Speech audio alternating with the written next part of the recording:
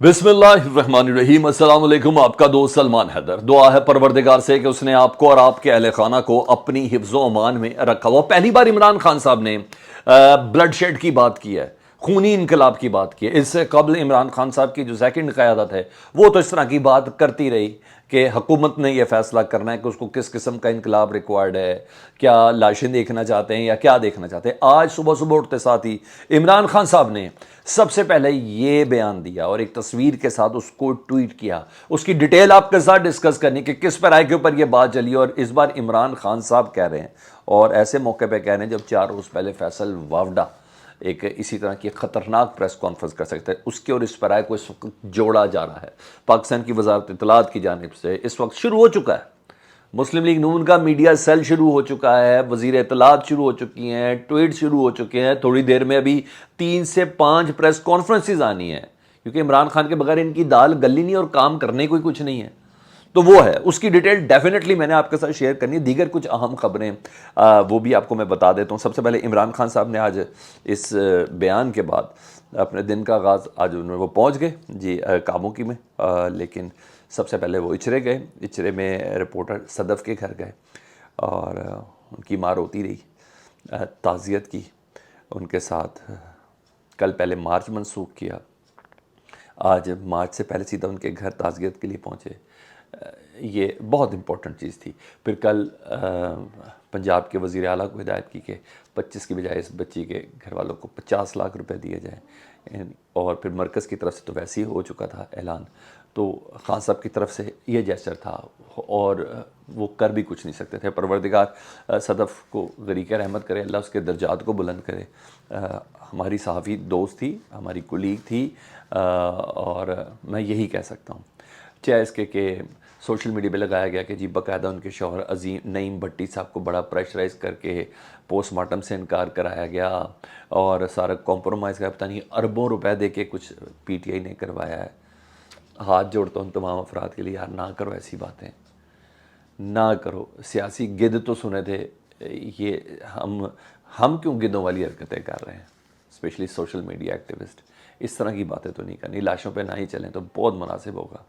बहरहाल उस नईम की भी बिल आखिर इस गम के दिल में जो आज दफनाया उसने, यार स्वयं कुल की तैयारी कर रहा है, उस मौके पर उसको मीडिया के सामने आके कहने पड़ा नहीं भाई मुझे किसी ने प्रेशर नहीं दिया, नहीं भाई मेरे साथ कोई मेरे पे किसी किस्म का कोई दबाव नहीं।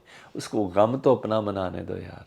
एक वीडियो शेयर करें जी मियाँ असलम इकबाल थाना इशरे के अंदर, उससे डेफिनेटली ना उसके पोस्टमार्टम का मतलब पता है ना, वो कि किसी भी कानूनी कार्रवाई के लिए वो खुद उधर मौजूद है। कोई प्रेशर, कोई चीज़, कोई ऐसी चीज़ ना करें इसको प्लीज़। फौदगी वाले घर को फौदगी वाला ही रहने दें। तो बहरहाल इमरान खान साहब आज पहुँचे। दूसरी इस लॉन्ग मार्च से मुतल्लिक कुछ खबरें वो भी मैं आपको बताऊं। आम खबर ये कि कराची से काफ़िला हैदराबाद और सक्खर के रास्ते रवाना हो चुका है, ठीक है जी। और ये इमरान खान साहब को या तो रास्ते में ज्वाइन करेगा या ये रिसेप्शन देगा इमरान खान साहब को इस्लामाबाद के दाखिली रास्ते के ऊपर। तो वो जो कह रहे थे ना कि असल लॉन्ग मार्च तो कराची से शुरू होती है, तो कराची से ये काफ़िला एक निकल चुका है इस लॉन्ग मार्च को स्ट्रेंथन करने के लिए। वैसे भी 15 लाख का जो फवाद चौधरी साहब हैं वो एक्सपेक्टेड कर रहे हैं, मे बी पॉसिबल इससे ज़्यादा हो जाए। तो बहरहाल उस टारगेट की बात हो रही है। दूसरा, बुध वाले दिन खैबर पख्तूनख्वा से लोग निकलेंगे अपने काफ़िले के हमरा, तमाम MNAs और MPAs, ठीक है। ये बहुत बड़ा इम्तिहान है, मतलब ये सब इमरान खान साहब को रिसेप्शन देंगे। तो ये मैंने कहा अपडेट आपको मैं उसके हवाले से बता दूँ जी। और आगे कुछ आज की अदालती कार्रवाई थी, तोशाखाना रेफरेंस खान साहब के ख़िलाफ़, जो ज़ाहिर बात है इलेक्शन कमीशन ने खान साहब को अनाद में जो नाअहल किया और फिर बाद में अदालती तशरीह की बिना पर पता चला कि सिर्फ मियाँ वाली से वो नाअहल हैं, बाकी 7 नशस्तों से बिल्कुल हैं। और कल कुरम का भी नतीजा आ गया, उसमें भी अहल है। अब नोटिफिकेशन जारी वही इलेक्शन कमीशन करे तो कितना ही मज़ा आएगा। उसने करना है कुरम की फ़तह का। कुरम की हारी भी नशस्त थी जिसमें इमरान खान साहब कामयाब है। 2018 में JUI जीती थी मजलिस मुत्तहदा मजलिस के साथ, और इस बार इमरान खान JUI प्लस बाकी 12 जमातें हैं उनके ख़िलाफ़ इमरान खान साहब खड़े। तो इमरान खान साहब का वोट बैंक 8000 बढ़ा यहाँ। तो उसके बाद जी इमरान खान साहब को तोशा खाना से आज एक रिलीफ मिला है इस्लामाबाद हाई कोर्ट की जानिब से। इस्लामाबाद हाई कोर्ट ने इलेक्शन कमीशन को इलेक्शन कराने से रोक दिया जी, क्योंकि इमरान खान साहब को नायल किया गया था मियाँ वाली की सीट से। उन्होंने कहा नहीं, यहाँ इलेक्शन कराने से मैं आपको रोकता हूँ, क्योंकि डेफिनेटली अदालत को भी नज़र आ रहा है ना कि इस इलेक्शन कमीशन के फैसले में सुकम है, तभी तो उन्होंने नोटिस जारी कर दिया, वरना इलेक्शन होने देते। कहते जी इलेक्शन होने दें, इमरान खान साहब के जवाबात वगैरह आते रहेंगे, ट्रायल होता रहेगा, अपील सुन रहे हैं। नहीं, अदालत ने कहा नहीं, ऐसी चाहिए बात नहीं है। तो बाकायदा तौर पर इलेक्शन कमीशन से जवाब जमा कराने के लिए कहा गया। और अली ज़फ़र साहब जो हैं पाकिस्तान तहरीक इंसाफ के वकील, इमरान खान साहब के वकील, उन्होंने टैक्स के हवाले से वो कानून पढ़ के सुनाया जिसकी बिना पर ही हुआ है। टैक्स के कानून में ये लिखा हुआ है कि अगर किसी पार्लियामान मेंबर ने, कौमी असम्बली के मेंबर ने, अगर हर साल की 30 जून तक अपना इलेक्शन के अपने टैक्स रिटर्न जमा नहीं कराए तो वो उसको या तो 3 साल सज़ा हो सकती है या उसको जुर्माना हो सकता है, अगर नहीं कराया, बिलफर्ज अगर नहीं कराया। तो इलेक्शन, ये तो कहीं नहीं लिखा कि वो नाअहल होगा। ये मेजर पॉइंट था जिस पे जस्टिस फारूक साहब ने, जो expected chief justice Islamabad high court भी हैं, उन्होंने कह दिया कि ये तो बिल्कुल सही बात है, तो हम ट्रायल करते हैं, ये तमाम चीज़ें करते हैं, इलेक्शन कमीशन ज़रा अपना जवाब पूरा जमा करा दे, इसलिए उनके फैसले में सुकम है। और जब फैसले के अंदर सुकम है तो जिसकी बिना के ऊपर अभी बिया वाली का इलेक्शन नहीं होगा। ठीक है जी, तो इलेक्शन कमीशन ज़रा सब्र करे। तो अब ये फैसला जो इलेक्शन कमीशन का, ये यूँ अटक गया है। ठीक है जी, यहाँ चीज़ है।